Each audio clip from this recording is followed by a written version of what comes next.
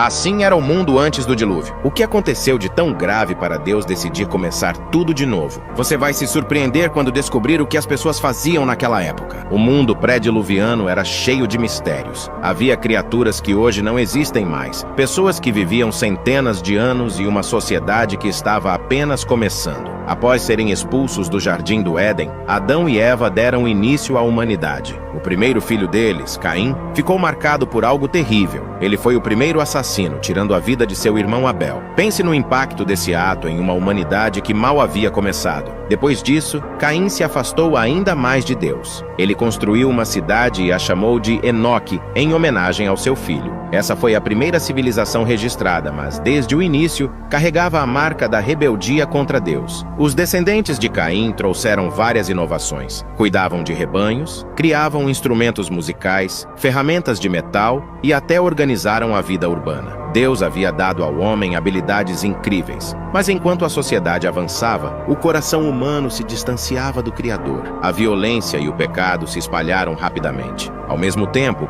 uma nova linhagem surgiu, a de Sete, o filho que Adão e Eva tiveram depois da morte de Abel. Essa linhagem manteve a adoração a Deus, mas com o tempo começou a se misturar com os descendentes de Caim. Essa união não trouxe equilíbrio, mas aumentou a corrupção. A Bíblia fala sobre os filhos de Deus se misturando com as filhas dos homens, o que pode significar alianças entre justos e ímpios ou até anjos caídos desobedecendo a Deus. Seja como for, o resultado foi uma sociedade mergulhada no mal. Nessa época surgiram os Nefilins, descritos como gigantes ou homens poderosos. Eles usavam sua força para dominar, espalhando violência e tirania. O mundo ficou cheio de imoralidade e desrespeito a Deus. Foi nesse cenário que nasceu Noé, um homem que encontrou graça diante do Senhor por permanecer fiel em meio a tanta corrupção. A situação ficou tão extrema que a Bíblia diz algo impressionante.